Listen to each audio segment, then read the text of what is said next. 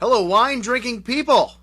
Today is Thursday, May 6th. We survived the Cinco de Mayo last night at the Italian tasting at Cafe Max. We got a few other events to wind up this week. I'm off tonight, but tomorrow night, Friday, we've still got a few seats left for the California Cult tasting.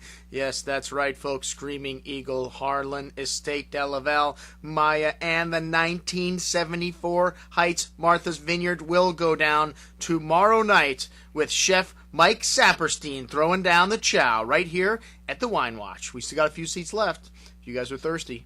And then Saturday night here at the Store, our Tuscan event is sold out. We got a few great events next week. The Southern Rhone tasting at the Tower Club. And then the event that we're trying to sell you today, the Chateau Gruaud Larose tasting at Cafe Max next Friday night. This event has been on the calendar for a long time. I apologize. I have not gotten the information up there on all the vintages that we are to be drinking. There are a few reservations for this event. We are going to take 10 vintages of Chateau Gruaud Larose, this famous second growth from St. Julien, down next Friday night. That's right. We're starting off with a 2004 vintage, a vintage that is a really nice young vintage to drink today, and that's one of the few younger vintages we've got. We've got the 1990. We're going all the way from 2004 back to 1990.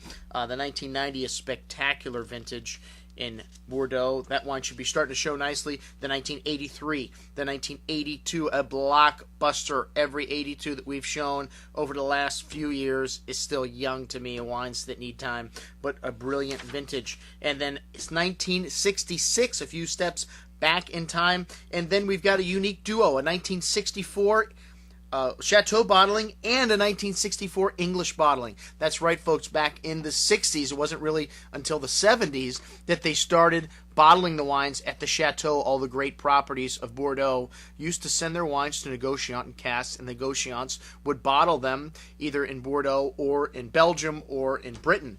So we have an English bottling versus a Chateau bottling in 64. A rare occasion to taste them side by side. Should be phenomenal. Then 1961, another legendary vintage. Let me just pinch myself a few times. 57, 49, and then the granddaddy of them all, the 1928 Gruaud Larose.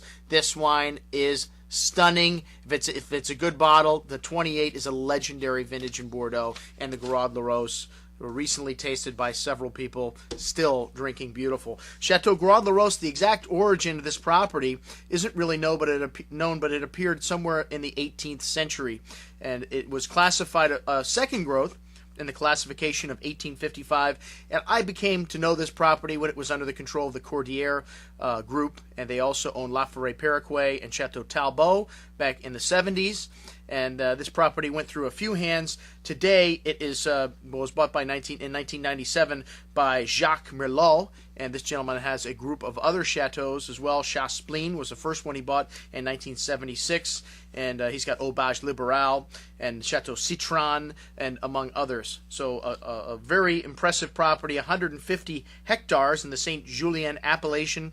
This property lies between two very famous St. Juliens, Bernier de Cru and Lagrange. It's planted to 57% Cabernet Sauvignon, 30% Merlot, 8% Cabernet Franc, 3% Petit Verdot, and 2% Malbec. The average age of the vines at Gruaud Larose are 45 years old. So a fantastic wine. I can't wait for next Friday night. I'm salivating thinking about it right now, taking down all these old vintages of Gruaud Larose. That's all we've got for you today, folks. I'm your host, Andrew Lampasone, saying remember, always drink the good stuff first.